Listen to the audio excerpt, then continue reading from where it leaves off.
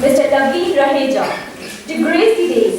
Ladies and gentlemen, kindly join me in welcoming him on the day. Mr. Naveen Raheja.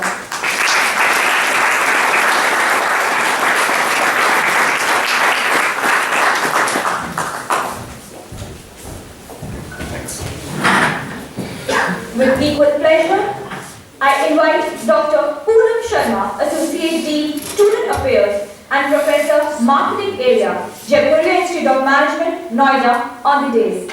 Everyone, please welcome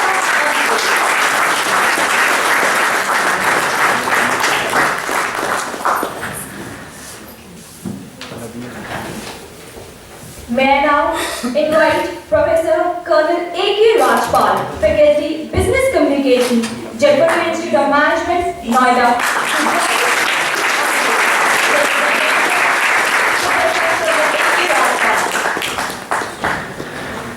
May I now invite Dr. Abhijit Nair, Faculty, Business Communication and Conclave Coordinator.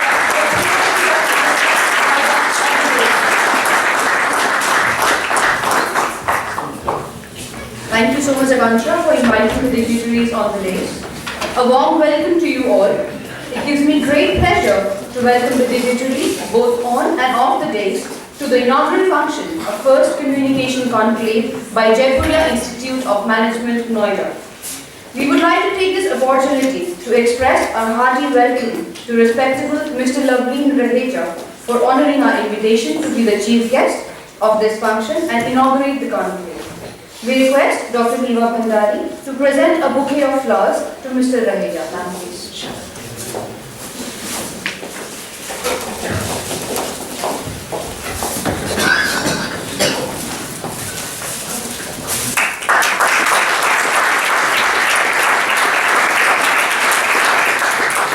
Thank you, ma'am. We also welcome all the invitees from the corporate and academia for taking the time off from their busy schedules to grace this function. We also welcome the faculty, staff, students from Jaipuriya and other B schools. We shall inaugurate the conclave with a ceremonial lighting of the lamp. I would like to request our chief guest, Honorable Mr. Naveen Raheja, and all the eminent dignitaries on the dais to come forward for lighting the lamp. Please.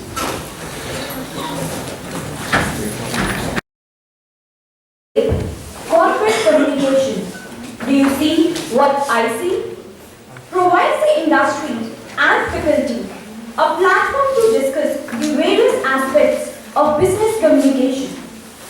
At Jaipuriya, we understand that it is the need of the hour to introduce our students to the industry-specific importance of business communication. With a good mix of experts, both from industry and academia, the conclave aims at discussing various opportunities and challenges faced by organization while communication in cross-cultural and cross-functional teams.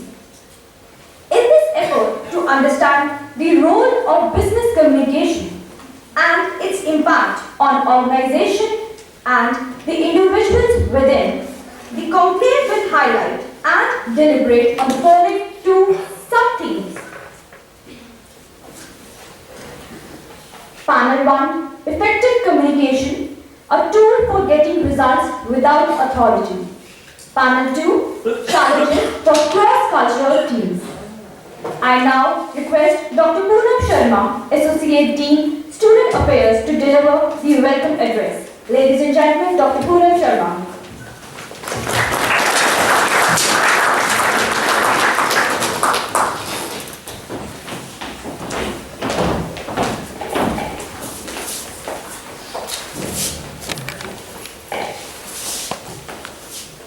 Honorable Chief Guest, respected guests, faculty colleagues, and my dear students, a very good morning to one and all. Firstly, on behalf of my director, Dr. Rajiv R. Thakur, and my colleagues and staff members, I would extend a very hearty welcome to all the panelists over there. And I extend a very warm welcome to all who are present here. I would like to thank the conference coordinators for giving me an opportunity to address such a vibrant gathering. And I would like to congratulate for choosing such a topical theme. This is corporate communication. Do you see what I see? You know, we hear it all the time from aspiring managers and vice presidents. What is the key important factor of the success of business leaders? I'm thinking the answer must be, something like savvy marketing or inspiring leadership or long-term planning, which of all are important. I think their jaws drop when they hear the truth. Generally, a savvy leader's success is directly related to his ability to focus on the business fundamentals. The daily blocking and tackling that every organization must master in order to be success in their fields. These leaders have mastered 6 basic functions. I hope everybody knows out here. They are leading, planning, organizing, staffing, controlling, and communicating. But what's one golden thread that ties all these functions together, and which is the most important thread, and which is most important key to business organization, is communication. Think about it. How do the best leaders motivate and inspire the people? It's clear motivation. It's clear communication. How do the best organizations promote discipline, accountability, and strategic alignment? It's clear communication. How do the best market leaders, how do the best marketing leaders promote or market their products? It's through campaigns, it's through attractive advertisements, and that too is a clear communication. So the point in itself very clear. In real estate, there is a very old glitch, it says location, location, and location. And I think in business world or in business leadership, it's communication, communication, communication. Good leaders, good communicators. And there is no mystery here, regardless of whether you're talking about business, politics, military, sports, the best leaders are the first-rate communicators. Their values are clear and solid, and what they preach, they say they promote those values. The teams admire them and follow their lead. So likewise, if you want your company to reach to new benchmarks, I think the companies must learn the art of clear communication. They must master the art of clear communication. I've been following one of Harvard professor's blogs, Dr. Cantor, and it was very interesting to see that how she has written about the importance of focusing on one's inner values for effective organizational communication. She finds that when people share and discuss their deepest values in the business world, it strengthens the alignment of the entire group. Employees' personal values become integrated with the group's values or group's policies.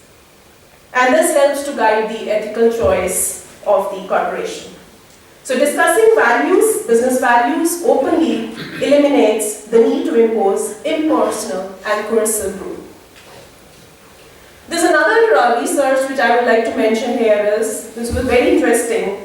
Recently, a University of Philadelphia conducted a 100-year profile of study of 75 CEOs of a major league baseball team. It's very interesting.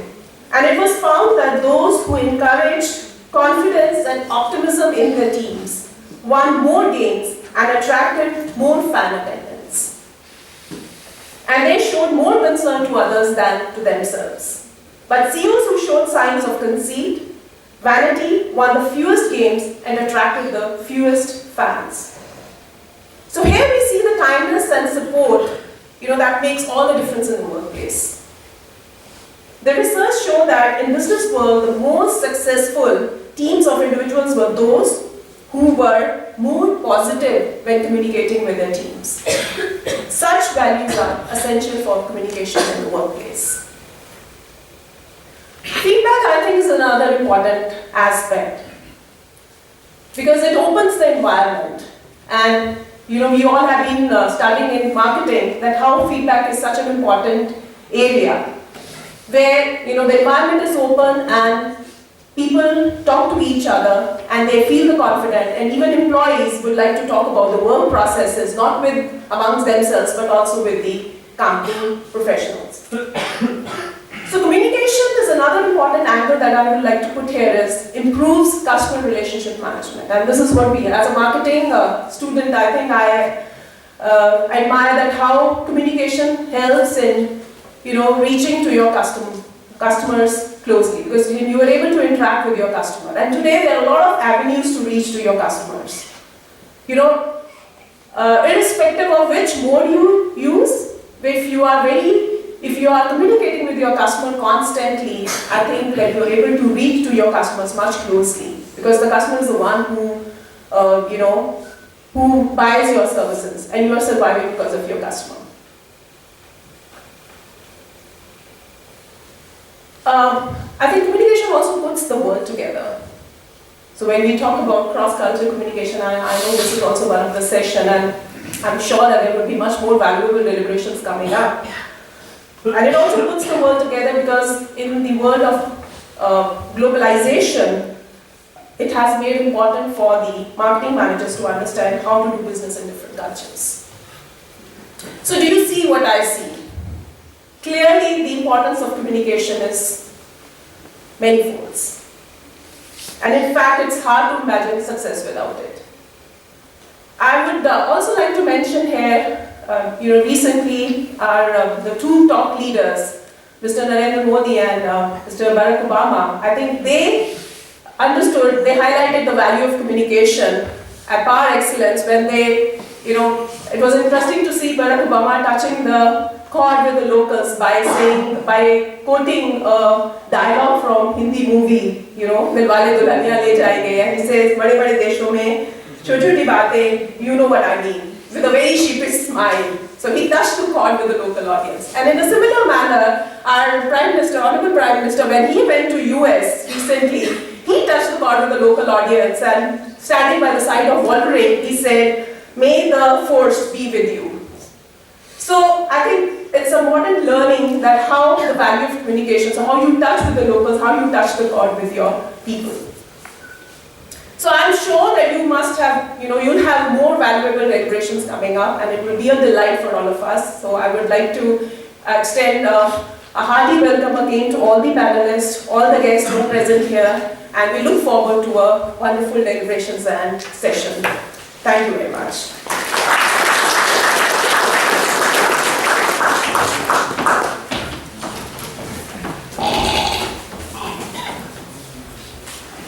Thank you, ma'am. May I now request Professor Colonel A.K. Rajpal, Faculty Business Communication, to deliver the introductory address. Ladies and gentlemen, Professor Colonel A.K. Rajpal.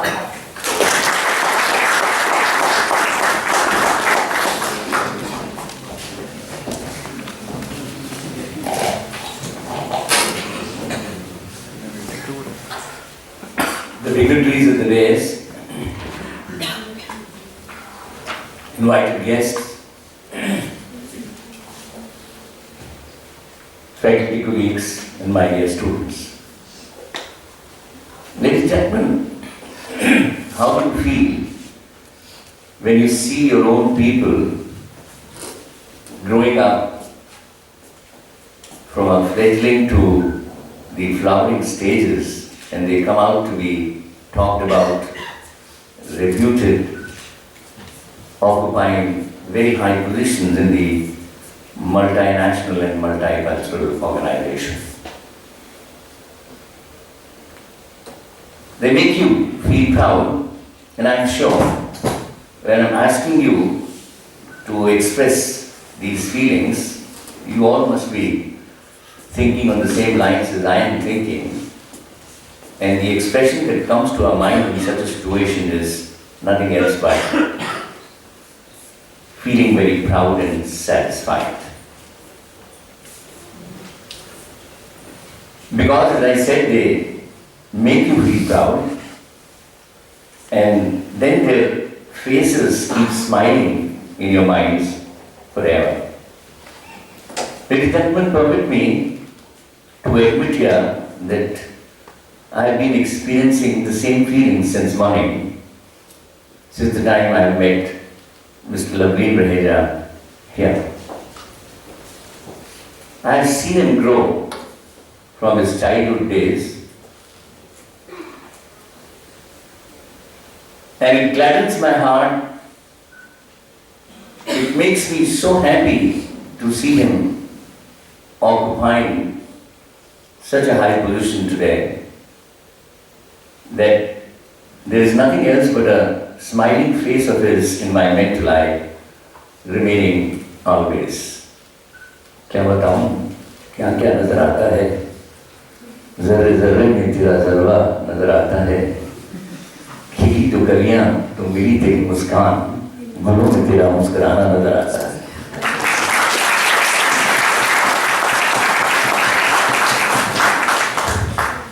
Ladies and gentlemen, we call him with love Sunny, and I'm sure he'll permit me to call him only once in this formal gathering, Sunny. Very hearty welcome, Sunny, here. We are very grateful to him that he has wrenched some time for us out of his busy schedule. He is to be attending a very important Asia-Pacific Regional Conference in Dubai early morning tomorrow. And at our behest, and especially on my insistence, he has been kind enough to postpone his early morning flight of today to late evening flight this evening. And for that, thank you very much once again. If my speech therefore gets punctuated today while I am talking to you, I am sure you will pardon me because I am experiencing that kind of emotion. Now coming back to the conclave topic, do you see corporate communication? Do you see what I see? And what I see is that communication is central to the idea of community. And corporate world is in itself a large and a very great community. And in that world, when we revel in the area, in the field, in the game of communication, we must reach out, we must include, and we must celebrate the other person. And that is the only mantra, ladies and gentlemen, which can make us effective, which can make us impacting, which can make us get results without authority. Man very rightly quoted the example of the visit of Obama. What could be a better example?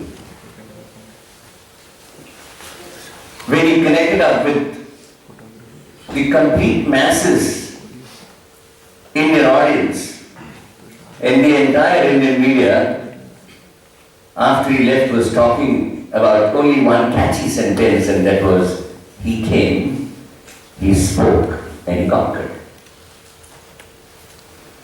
How did he conquer? He didn't conquer as the President of the United States of America. He conquered as the son of the or grandson of the cook.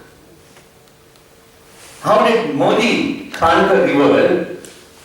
Not as the Prime Minister, but as the probably son of the chai vendor. And Obama was very, very kind to even refer to our constitution maker, that is Ambedkar, who also happened to be Dalit. Ladies and gentlemen, what I am trying to mention here is, she's already said about he connecting up by saying, "Bade bade shehron mein," and you know what I mean. We got straight away into the hearts, probably got soaked into the hearts of the audience in masses. And he produced results. He became effective without authority, the authority of the President of the United States of America. Writers from Mahatma Gandhi to Emmanuel Levinas, they have celebrated the idea of communication as sacred and sacramental.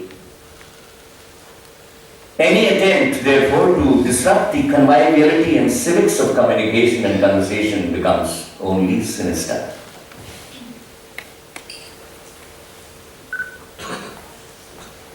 The history of human civilization, I go a little further, the history of human civilization has chronicled the increasing centrality of communication. Communication makes the organizations possible.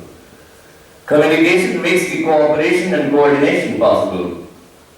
Communication establishes relationship. Communication sustains relationship. And it is communication which breaks relationship also. And the best part is that if at all having after broken relationship, it is only communication which mends the relationship. Whether you recognize it or not, whether you are on the same page with me or not, you have no choice. When I say you, I am also included across the board, everybody, you have no choice but to communicate. Because the process of communication is on 24/7. If you choose not to reply to my message, nevertheless you are sending me a message. Whether it is intended or not, that's a different matter. If you do not say yes, you may be saying no by default, and vice versa is also true. The only choice that we can make in communication, therefore, is whether we would like to be effective in our communication or not. Here, at this point, a distinction is made between good and effective communication. You may be saying, sir, what are you talking? You're talking of good communication, you're talking of effective communication. We are all sitting silent, we are not communicating with you. Where is the communication? And they say that silence is also eloquent. Silent points are the punctuation points that make you hear the composition of life. All it takes is the strength of the silence to resolve a complicated dialogue, a hush of words, a gentle pause, to give you your lost chance all over again. It is here that the process of communication becomes a little complex. And there are many possibilities for the errors to exist. Since World War II, ladies and gentlemen, we have been increasingly becoming aware that many of our problems, personal and professional, they result from poor communication. Why? The individuals have gone to war. Why? The communities have gone to war. Why? The societies have gone to war. Why? The nations have gone to war because of lack of communication. And United Nations and the Council of Nations keeps telling India and Pakistan, having fought 3 wars already, that keep communicating because guns are never the solution of any problem. That is the power of communication. But because we've been communicating and we keep communicating, we all think that we are very good communicators. The survey conducted in this field by Fortune 500 companies to find out from the executives as to how they rate themselves in communication skills, virtually everyone overestimates his or her ability to communicate. But when it comes to making yourself understood and understanding yourself, we tend to pass on the blame to the other and we say, मैंने तो कहा था, आप समझे ही नहीं.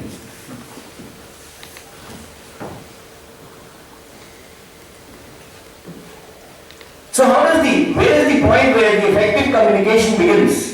Where you can impact the people and the audience, the recipients of the communication to produce results without authority. Ladies and gentlemen, in my opinion, humble opinion, it begins with the recognition of the fact that not every one of us views the outside reality in the same manner. Each one of us, we make or create mental maps of the reality outside based on our subjective experience. When we communicate either non-verbally through gestures and postures or verbally through language, we communicate whether we like it or not, whether we believe it or not, based on our mental maps. If I were to tell you that Coca-Cola tastes better than Pepsi, I would not be talking anything either about Coca-Cola or Pepsi. Probably I would be talking about the subjective experience that I have about Coca-Cola or Pepsi.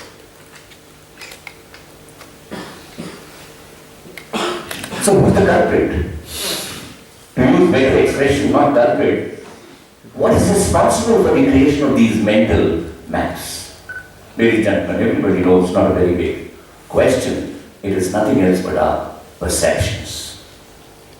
Our perception, each one of us. HR professionals, they define perceptions at a very great length. But in my humble opinion, perception is nothing else but making use of our senses to make sense of the outside world. We look, that is, we see, we hear, we touch, we smell, we taste. And through this, we create our mental maps. And these mental maps then become our beliefs and values, and we combine our beliefs and values and draw strategies to grapple with the outside world in the form of communication. René Descartes, the French philosopher, he said it so beautifully and succinctly, and permit me to quote him. He says, "We know we exist because we perceive," unquote. For the sake of communication, there are three critical aspects of perception that we are supposed to be knowing, ladies and gentlemen, to be effective communicator, to be able to make an impact without authority. And what are they? Number one, everyone's communication, including yours and mine, are less than perfect. Number two, there is nothing in the perception that tells us that they could be wrong, but they are wrong. And number three, some perceptions are accurate and more accurately represent reality than others. Now, how will this take on from here? I am not going to dwell because we have the panelists for panel 1 talking and developing from here as to how to be effective without authority. But suffice it to say here for me that whenever we indulge in corporate communication, we abstract certain aspects of reality around us and we move one step away from reality, because all perceptions are subjective and partial in nature. We move second step away from reality because we label our perceptions, and we move even further away from reality because we do not respond to the behavior or of the perception, but we start responding to the labels that we have imposed on our perceptions. ये रास्ते हैं प्यार के, संभलना चलना बड़ा संभल संभल के. Ladies and gentlemen, corporate communication की बहुत नीची हैं ऊंचाइयां. We've got to go very much in the depth of corporate communication. It is not so easy. We've got to go down deep within and find out what are the areas, how do we develop ourselves. वो कहते हैं यहाँ कुछ अपना कद तराशो, बहुत नीची यहाँ की ऊंचाइयां हैं. And that is what is the नीची ऊंचाइयां of corporate communication. I leave it for the panelists of panel 1 to discuss this and enlighten us. Moving away from here and going to the second panel, there will be discussion which is going to take place by the panelists of the second panel. Perception again creates havoc in cross-cultural communication, and especially in the globalized world today, that village that we have created because of the advancement in technology. Permit me to quote Fred Luton's here, and he says, communication is the understanding not of the visible but of the invisible and hidden. It is the invisible and hidden elements embedded in culture that give rise to or meaning to the visible communication process, unquote.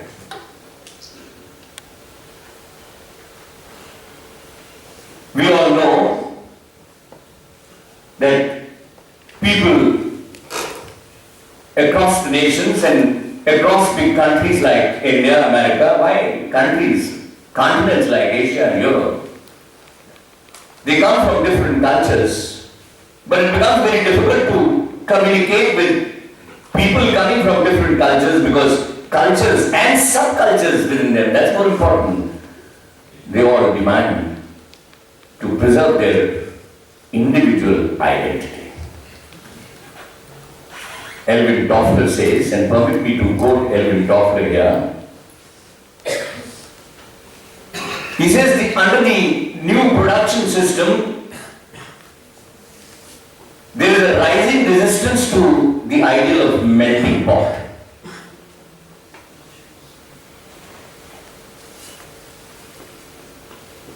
Instead, various religions, ethnicity, and religious groups, they all demand their right to be and to be proudly different. Assimilation was the ideal of industrial society, corresponding to its need for homogeneous workforce. Diversity is the new ideal, corresponding to the heterogeneity of the new system of wealth creation, unquote. The net result is, Elvin Toffler goes to say, and I quote Elvin Toffler again, that the ideal of homogeneity in Japan, for example, and the ideal of melting pot in the United States, for example, are giving way to the ideal of salad bowl, in which different ingredients want to preserve their own identity. And the net result is, he says, that we have got to not only recognize but respect and care for the diverse groups, unquote. How should we do that? I leave it to the panelists of the second panel to discuss and throw light and educate. I come here and stand before you to only set the ball rolling by reinforcing and re-emphasizing what I see in corporate communication, and that is, गज़ल में बंदिश के लिए अल्फाज ही नहीं है काफ़ी. गज़ल में बंदिश के लिए अल्फाज ही नहीं है काफ़ी, जिगर का खून भी चाहिए कुछ असर के लिए. Ladies and gentlemen, this jigar ka khoon, what it is, will come from the panelists of the second panel, and I leave here welcoming all of them once again. Thank you very much.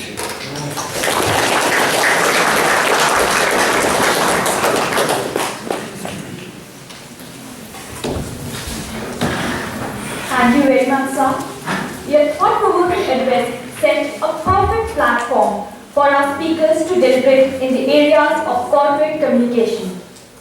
I now have the pleasure of introducing Mr. Navleen Raheja, CEO and Chairman, India and Asia Pacific, Franklin Covey Training and Consulting.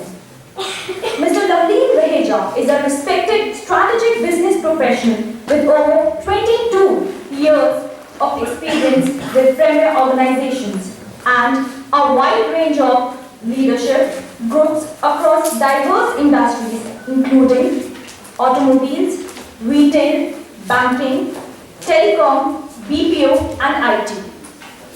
He is also a board member of the Franklin Covey's Global Redwood Council. He is an eminent speaker and is on panel with renowned associations across India and internationally. He is rated as one of the best speakers and facilitators in his field. He is also a certified assessor of trainers. Mr. Raheja is a postgraduate in physics and has also earned his master's in business administration and management from a premier management institute in India. He is also an experienced content developer who can very effectively customize all soft and behavioral skills content to the environment specific to a region, state or country, and also make it pertinent to an organizational need.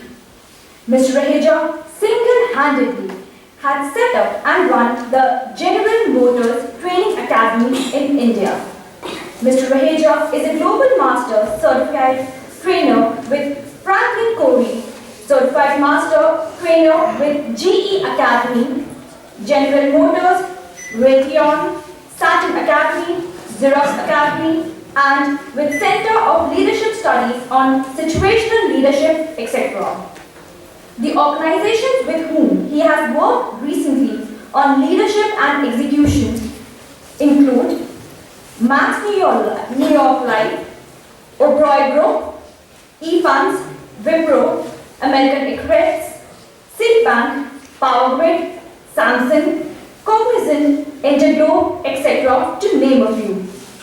I take this opportunity to invite Mr. Navleen Raheja to give the inaugural address. Ladies and gentlemen, please join me in welcoming Mr. Navleen Raheja.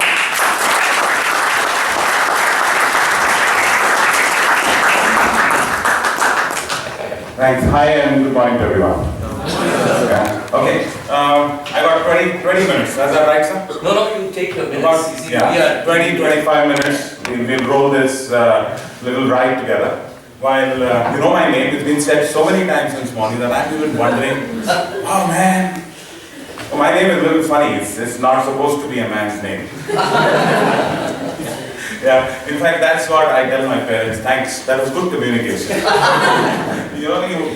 One of the things that has helped me with this name, I told my mom a few years back that, "Aapko kya creativity aati hai naam rakhe?"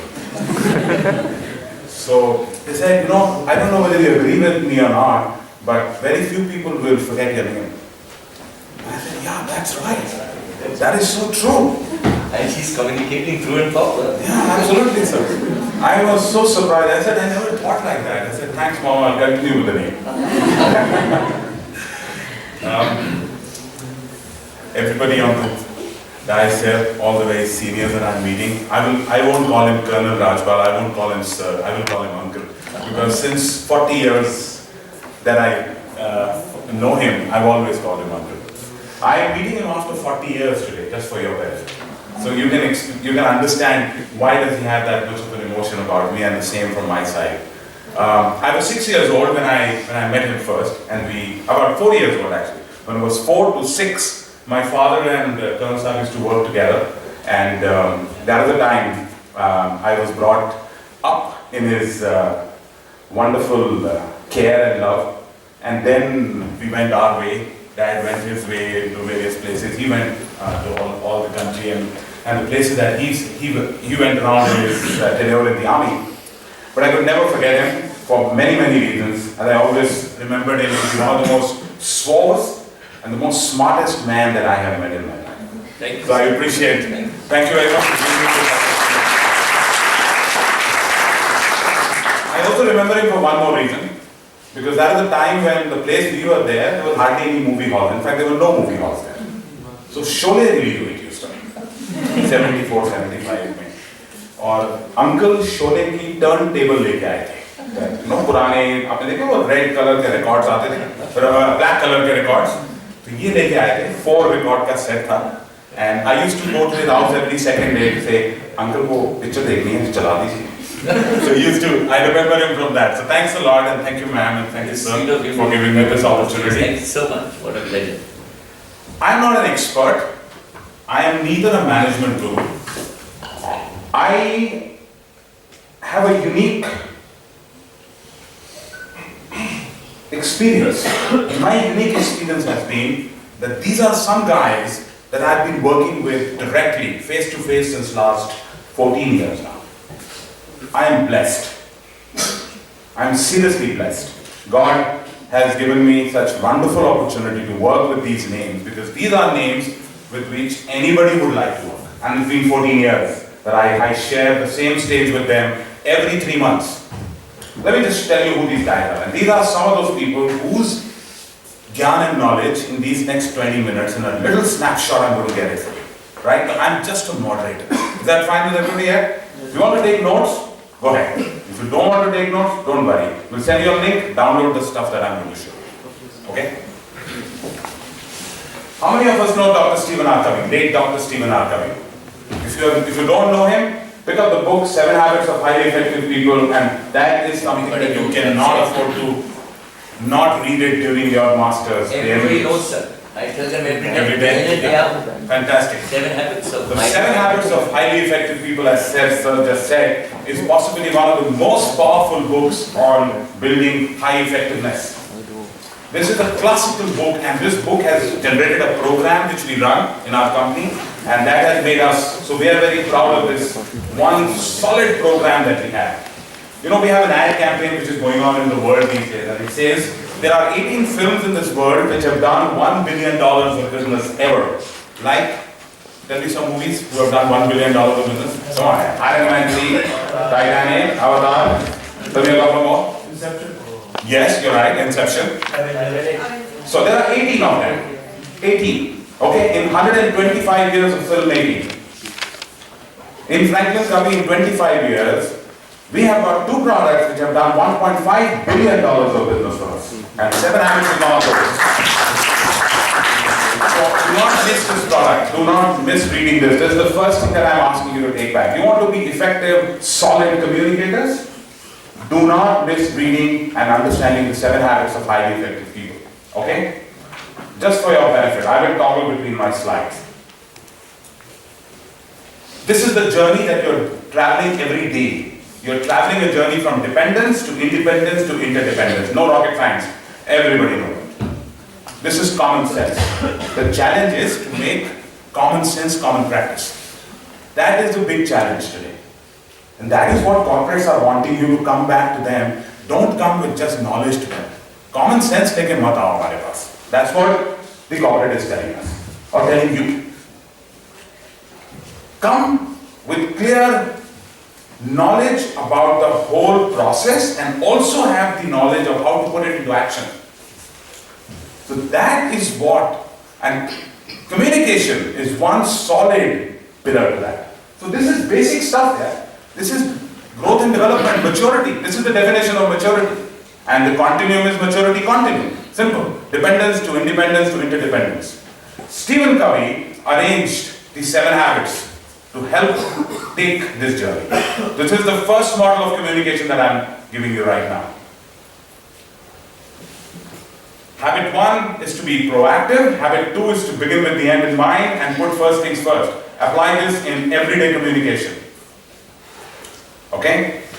We'll talk more about it a little later. Habit 4 is think win-win.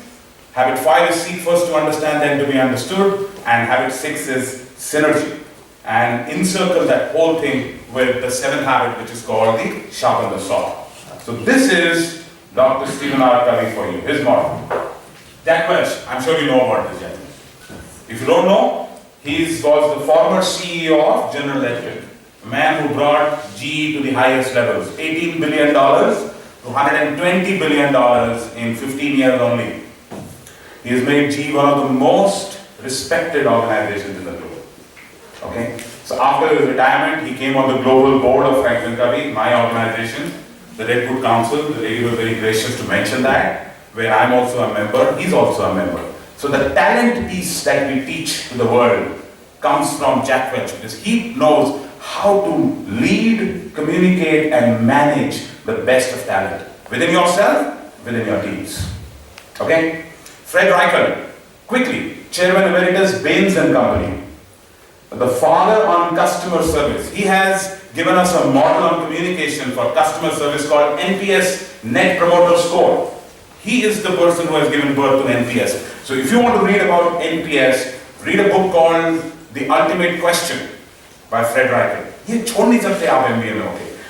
मैंने भी यहीं से दिल्ली से पढ़ा था MBA from Delhi University. I'm a pass out from FMS here, and I can tell you when I was there for 3 years, there was nothing like this happening, not at all. So this is fantastic efforts taken by our institute to call people from the corporates and give you some information of how do we feel and what's happening in the world. While you know more than us at times, and I know it because that's what my son told me. Dad, I know more than you. Don't bullshit with me. I said, okay, I won't bullshit, but okay, listen to people back. Yeah, he's exactly your age. He's in the third year. And when I asked him before he was going to college, and I was telling yesterday also in a session that we did, I told him, okay, I want to ask you for one request. I'm your dad, respect me, go for one program I want to send you before you leave for United States to study there. And he said, okay, if you say so, you're my father, I'll go. So I sent him for doing a particular program. He came back and he said, yeah, I liked it, thanks. Thank you very much. So, what I'm saying is, don't listen to me, but listen to some of these guys, listen to some of these people. They are experts. They know what life is. Listen to the experts sitting here. Clayton Christensen, big name. You have to know him. He's the current Dean of Innovation and Creativity for Howard. He's the current Dean, right? So know about him. He has written something fantastic on disruptive creativity, innovation. He is the father of all that stuff. Ram Charan, इनके बारे में सुना है? नहीं सुना. कोई बात नहीं. He is the force behind Jack Welch. Coach to Jack Welch for 32 years. Ram Charan साहब ने किताब लिखी है Execution, the 4 disciplines of execution. He told the world, strategy is not the last word. To sit in a boardroom and to do big drawings is not the end of the game. The end of the game is, can I now take that strategy and execute on it? That is Ram Charan's big gift to the world. He is today the world's probably one of the most sought of coaches in the world. He's a coach to both the Ambani brothers, Harsh Mariwala. He's a coach to me. I'm not at that time. Okay. But he's a coach to me because he's a part of the same board. He's a coach to our global chairman. He's a coach was a coach to Steve Jobs. He's a current coach on Bill and Melinda Gates Foundation. Big name, good guy, simple fellow from Hathras. He still has his shoe shop there, and he mentions it very often. Fantastic person. Stephen M.R. Covey. I'm going to actually show you a little video on him also, which will be in a part 5-7 minutes from now. Stephen M.R. Covey is known as the father of understanding and building trust. Trust was never seen as a hard variable. Corporates में people used to say, trust को कैसे measure करें? इस आदमी ने trust को measure करना सिखाया, trust को use करना सिखाया, correctly. Trust को समझना सिखाया. Today, the most important variable on the Wall Street is how trustworthy your organization is, not how profitable your organization is. Fortune 500 is not made up of profitable organizations, please. Fortune 500 is made up of high trust organizations. You know which is the most trusted organization in the world today? Anybody? Okay, I'll give you that also. Lego. You know Lego? Lego is the number 1 most trusted organization in the world. So if you get a chance to work for it, go work for it. Jim Collins, Good to Great. बहुत बड़ा ज्ञान दिया है इस आदमी ने. Have you read the book? Anybody? You cannot afford to miss that also. Good to Great. The number 1 book ever by the Global CEOs Forum since last 20 years. Nobody has been able to replace this book yet. So read the book, Good to Great. Let me show you if I have the greatness model here. Yeah, there you are.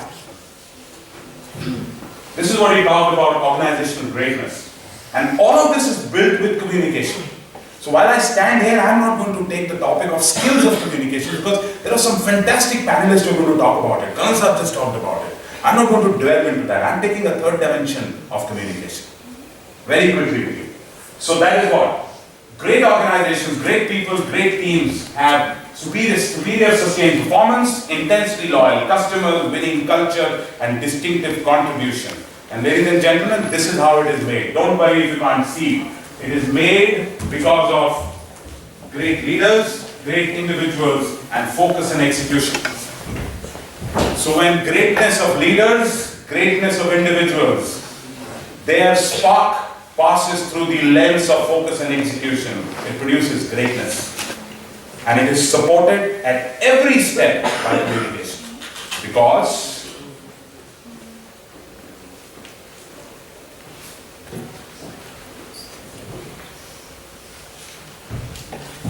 don't focus here, don't focus here, don't focus here. Focus here. At the core. Value creation. So when you go back into anything that you're doing in your lives, working for yourself or working for anybody, make sure that you build and create value. Even if it's your parents, your boyfriend, your girlfriend, your wife, your teachers, your employer, your employee, build value. And the three pillars is the IQ, EQ, and don't forget, executing. So critical thinking, communication skills, and execution. And if you have to work on communication, let me just talk about this very critical thing on communication. And all the skills come after this. Very important. Have a look at this. Intent counts more than technique. Learn the techniques, but do not compromise on your intent. Today, we are looking for people with focused, pious intent, and we'll build the skills. Beautiful. In Punjabi they say, "Dinati niyata sachiyan, unande kar sai vasta." Absolutely. Wonderfully said. People's perception of your intent will have a huge impact on the responses you elicit from them. And how do you do it? ये हमारा दिमाग है, brain, right? You cannot get access to here unless you pass the amygdala test. Have you heard of amygdala? ये हमारे दिमाग का एक part होता है. यहाँ पे होता है. यहाँ पे. amygdala कहते हैं. यहाँ पे. यहाँ से टेस्ट पास करना जरूरी है. यहाँ पे जगह पाने के लिए. ये इमोशनल टेस्ट होता है, इंटेंट का टेस्ट. और इंटेंट आपके वाइब से आ जाती है. याद रखना. आपका अगर इंटेंट अंदर से क्लियर है ना, बोलने की जरूरत नहीं पड़ती, आ जाती है. एक बार बोलने की जरूरत पड़ती. जैसे कि हम अपनी इंटेंट को क्लियर करते हैं कई बार. When we go to our clients, we say, "Give me a chance to present to you, sir. We have expertise on certain areas. We want to spend time with you, but let me assure you, sir, you have no obligations to buy from us." That's the first set of statements that in our organization we make. You have no obligations to buy. Give me a chance. I think I can create value for you. I think I'll be able to build trust for you. Okay, so काफी सारे 2-3-4 models के बारे में मैंने बात की. और amygdala test को पास करने के लिए ये 13 behaviors of high trust communicators हैं. ये आप लिखना चाहें तो लिख लें, नहीं तो मैं भेज भी दूंगा आपको link. I will send you a link and they can download it. These are fantastic. My request to you is, don't write them right now. Pick up any 3 out of these 13 for you to start action now, from today itself. Not 13, any 3. The first 5 are character building behaviors. The next 5 are competence building behaviors. The next 3 are character and competence both. So pick up 1 from the first 5, pick up 1 from the next 5, and pick up 1 from the next 3. And write those 3 down only. And take it back and say, I'm going to focus on these 3. And when you practice them in an interview or a JD or later on, they will work wonders. I guarantee you. हम जब interviews करने बैठते हैं ना, और मिलने बैठते हैं, I'm not worried about what is your skill currently. I'm not at all. I'm more worried about, do you have the will? Are you ready to get into the work with us? It's critical to create a trust about yourself and that you are willing to learn. And how does that come? Pure communication skills game. Okay, I will wind up this session, unless you have any questions with me, with a wonderful video that I want to show you. Okay?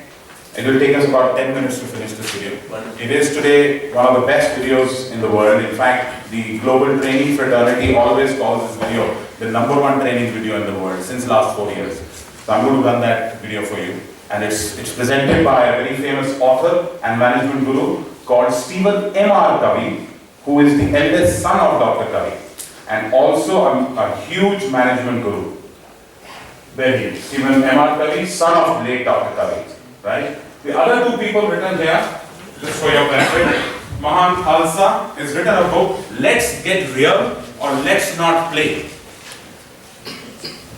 All of you who are interested in getting into sales and marketing as a profession, this is the Bible. You cannot afford to miss it. Mahan Khalsa is known as the biggest name in sales performance. He is an American, but he adopted Sikh religion about 25 years back. That's the name, Mahan Khalsa. That's why he got that name. And Hiram Smith, the father of time management. The man who has sold 10 million planners till date. 10 million planners. Huge. So these are some people जिनके साथ मुझे मौका मिला है काम करने का. जब सर ने मुझे बोला कि यहाँ पे आके if you can talk, I said it's humbling. I am not a guru, but let me get their gyan, and I'll be more happy to get their gyan wherever you want us to get us back. Thank you very much. Because that's yesterday we were speaking to. I had a showcase last evening in Dwarka at the Radisson Hotel, and we had principals of about 10 college schools there, and they were wanting to take the same stuff to children in the age group of 5 to 18.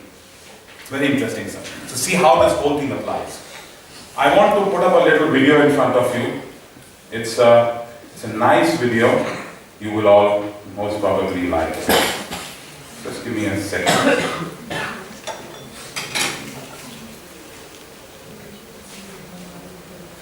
And this is on how to build high trust through communication.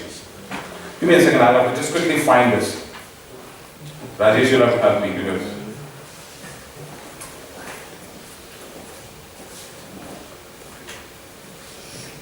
Yeah. Help me find trust, Rajesh. Yeah, there it is. Okay. So please enjoy this video, wonderful one, and then we'll take a couple of questions after that if they have, Yes. and wind it up some.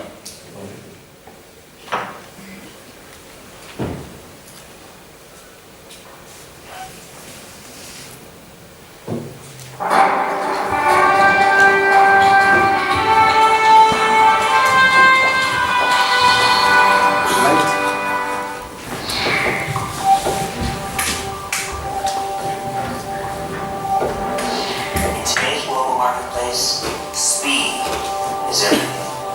And in my experience, one thing creates speed more effectively than anything else. That one thing is trust. It's the hidden variable that changes everything. One time I hired a guy to take me fly fishing. While we were fishing, he asked me, "What do you see?" "I see a beautiful river." "Do you see any fish?" "No." Then he told me to put on a pair of polarized sunglasses. Suddenly, everything looked dramatically different. I could see through the water, and I could see fish, a lot of fish. Suddenly I saw enormous possibilities that I had not seen before. The fish were there all along, but until I put on the glasses, they were hidden. The speed of trust works the same way. More than any other factor, it can reduce costs, increase productivity, enhance innovation, improve collaboration, and increase value. It's there, but it's beneath the surface. And unless we have eyes to see it, it will stay hidden. The speed of trust affects every organization, every relationship, every interaction, 24/7, 365 days a year. And when trust isn't there, speed goes down and cost goes up. As noted author Francis Fukuyama has said, widespread distrust in a society imposes a kind of tax on all forms of economic activity, a tax that high-trust societies do not have to pay. Look at any organization. How much time and money are wasted on low-trust taxes like redundancy, bureaucracy, politics, and fraud? What kind of difference would it make if you were to eliminate those taxes and instead receive the dividends of high trust, such as better innovation, faster collaboration, and improved execution.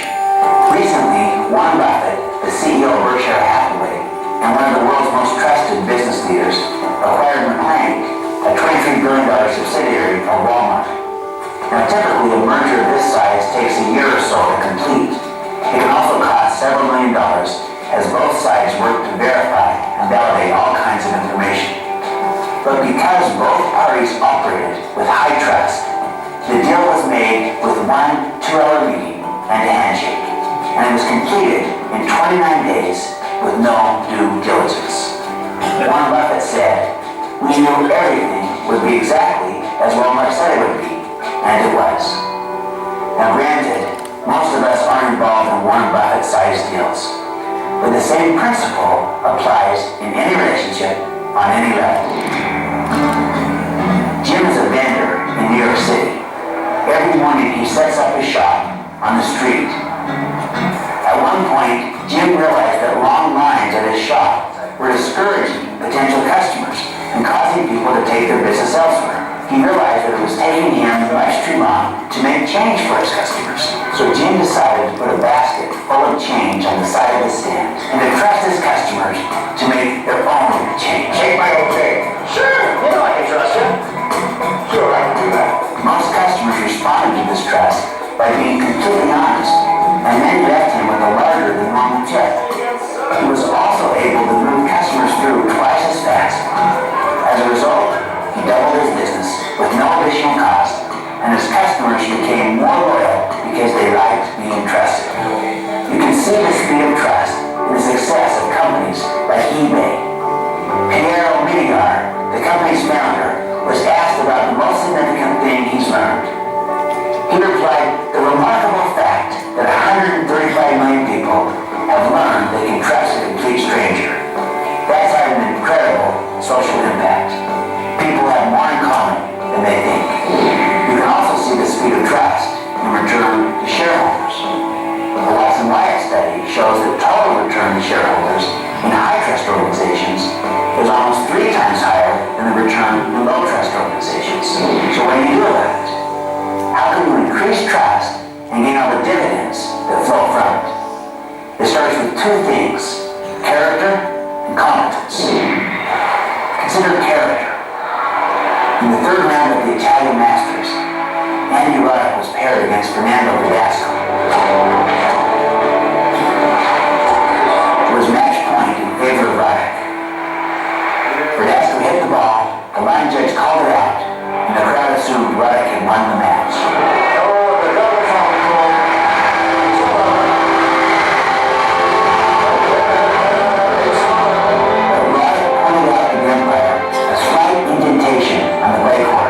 Which showed that the ball had landed on, not beyond the line. Everyone was amazed. Roddick had made a call against himself, and as a result, he lost the point and he went on to lose the match. But he gained something far greater. He gained credibility and trust.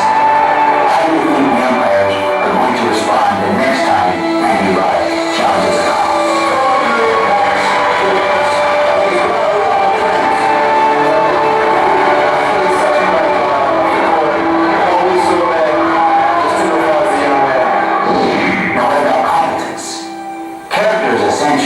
But it's not enough.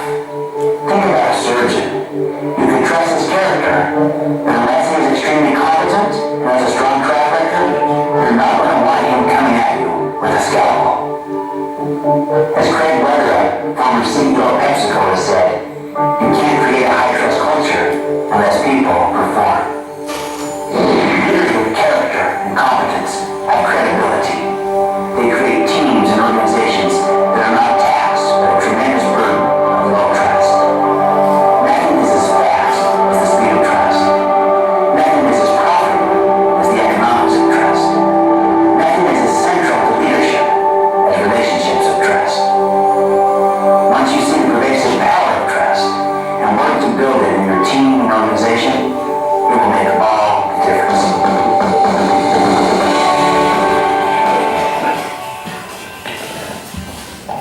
You know why did I use that video just to wind up this whole thing? You use your communication for some things that the global market is looking from you. They're looking from you as high trust leaders. They're looking from you high effectiveness. They're looking from you for helping them build greatness. They are looking from you is to come and help them create and build value.